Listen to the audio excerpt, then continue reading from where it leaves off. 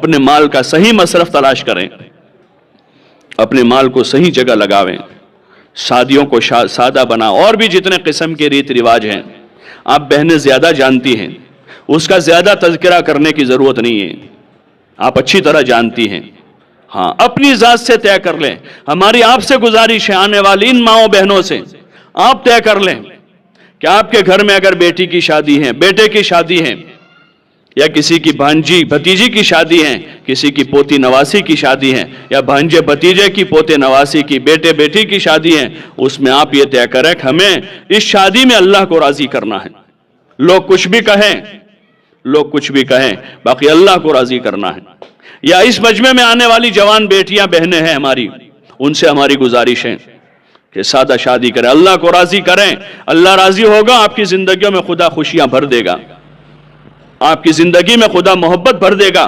اور اگر آپ نے لاکھوں روپے کا اسراف کیا اور ریت رواج پورے کر کے اپنی شادی کی ہے، خدا اس شادی سے راضی نہیں ہوگا، اس شادی میں خدا محبت نہیں ڈالے گا۔ حضور کے طریقے کے کھلے عام مخالفت ہوئی ہے جہاں، وہاں اس چیزوں میں اللہ کی طرف سے برکت نہیں ہوا کرتی۔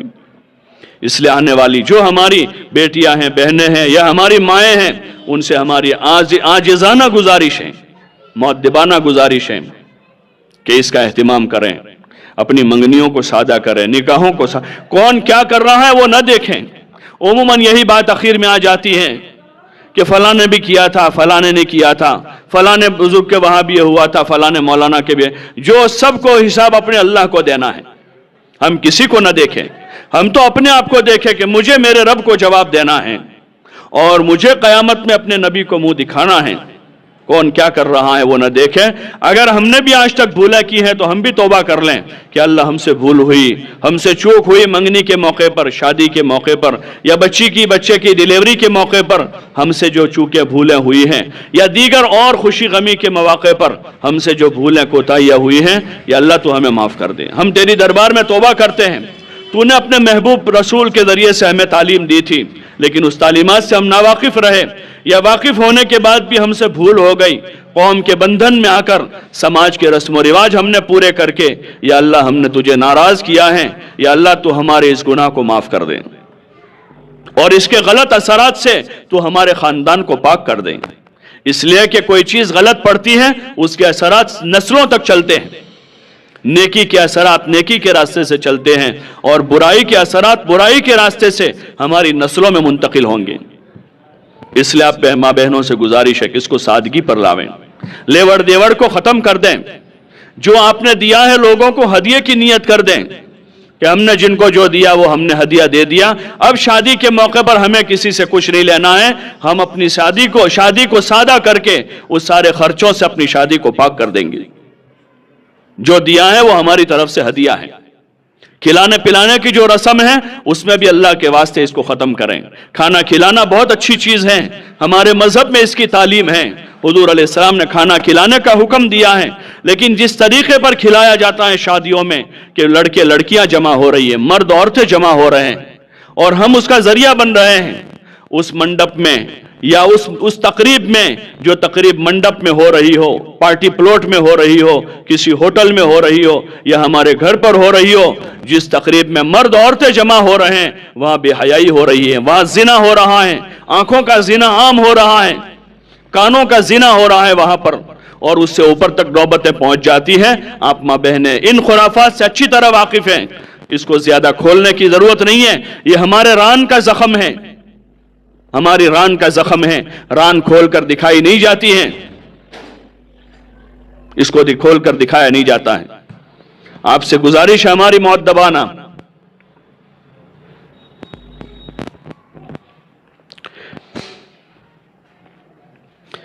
اللہ سے شرم کریں، اللہ ہمیں دیکھ رہا ہے۔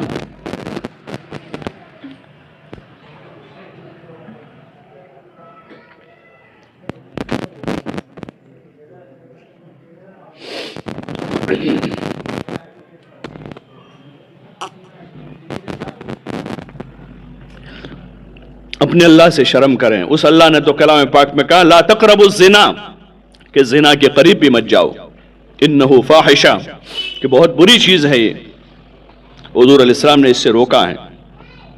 اس کی بنیاد حیا ہے، وہیں سے بریک لگا دی ہے کہ کوئی عورت اجنبی مرد کے سامنے نہ آوے، کوئی مرد اجنبی عورت کے سامنے نہ آوے، اس سے باتیں نہ کرے وہ. ہاں، یہاں تک کہ جو غیر محرم قریبی رشتہ دار ہیں، جو غیر محرم ہیں، چچا زاد بھائی ہیں، مامو زاد بھائی ہیں، خالہ زاد بھائی ہیں، پھوپھی زاد بھائی ہیں، دیور ہیں، جیٹھ ہیں، اس قسم کے جتنے ایسے مرد ہیں جن کے ساتھ نکاح جائز ہیں، جتنے بھی ایسے مرد ہیں وہ سب غیر محرم ہیں. ان کے سامنے آنا، ان سے بات کرنا، اور پھر منگنی اور شادی کے موقع پر بن سور کر، باریک کپڑے پہن کر، تنگ کپڑے پہن کر، ہم اس سے کیا ثبوت دینا چاہ رہے ہیں؟ آپ ذرا سوچیں، کیا یہ شریف عورتوں کا لباس ہے؟ کیا یہ خاندانی عورتوں کا لباس ہے جس میں آستینیں کھلی ہوئی ہیں، تنگ کپڑے ہیں؟ یہ تو ایسی عورتوں پر حدیث پاک میں حضور علیہ السلام نے فرمایا رب قاسیات عاریات مائلات ممیلات، کہ بہت ساری ایسی عورتیں قرب قیامت میں پیدا ہوگی، قیامت کے قریب ایسی عورتیں پیدا ہو جائے گی کہ جو باوجود کپڑوں میں ننگی معلوم ہوگی. علماء نے اس کی تشریح کی کہ کیسے ہوگا یہ؟ تو یہ اس زمانے میں اس کا تصور نہیں ہو سکتا تھا، کیونکہ عورت کا لباس موٹا ہوتا تھا، ڈھیلا ڈھالا ہوتا تھا. تو علماء نے تشریح کی کہ یہ باوجود کپڑوں میں ننگی معلوم ہونے کا مطلب یہ ہے کہ اتنا باریک لباس ہوگا کہ اس میں جسم نظر آتا ہوگا، یا لباس تو موٹا ہوگا لیکن اتنا تنگ اور فیٹ سلایا ہوا ہوگا کہ اس سے جسم کے اعضاء نظر آتے ہوں گے. ایسی عورتیں جنت کی خوشبو نہیں سونگھے گی. ایسی عورتوں پر اللہ کی لعنت ہے، اللہ کی رحمت سے دور ہے. کیا یہ شریف لڑکیوں کا لباس ہے؟ یہ شریف عورتوں کا لباس نہیں ہو سکتا، یہ خاندانی لڑکیوں کا لباس نہیں ہے. ہاں، زینت ہیں، عورت کے واسطے زینت ہیں کہ وہ زینت کرے، لیکن شادی شدہ عورت اپنے شوہر کے واسطے زینت کرے، اور وہ زینت بھی اپنے گھر میں کرے. اور گھر میں بھی اگر مشترک گھر ہے جس میں دیور جیٹھ بھی ہوتے ہوں تو وہ زینت اپنے کمرے میں کرے. خالی اپنے کمرے سے باہر نکلیں تو بڑا موٹا دوپٹہ اپنے جسم پر لپیٹ لیں تاکہ دیور کی نظر اس پر نہ پڑے، اپنے جیٹھ کی نظر اس پر نہ پڑے. چچازاد بھائی، ماموزاد بھائی آتے جاتے ہیں، ان کی نظر اس بہو پر نہ پڑے، اس لڑکی پر نہ پڑے، کیونکہ اس کے لیے اجنبی ہیں. اپنی زینت کے اعضاء کو چھپانے کا قرآن میں حکم دیا ہے. لا تبرجن تبرج الجاہلیت الاولی، جیسے دور جاہلیت میں بغیر پردے کے نکلا کرتی تھی اس طرح مت نکلا کرو. واقمنا الصلاۃ، قرآن میں اللہ کہہ رہا ہے کہ اور گھر میں رہ کر نماز کی پابندی کریں. وآتینا الزکات، اور اپنے اموال کی زکات ادا کرتی رہیں. وآطیعنا اللہ ورسولہ، اور اللہ کی اور اللہ کے رسول صلی اللہ علیہ وسلم کی اطاعت کرتی رہیں. اپنے گھر میں رہ کر کرنے کے یہ کام ہیں.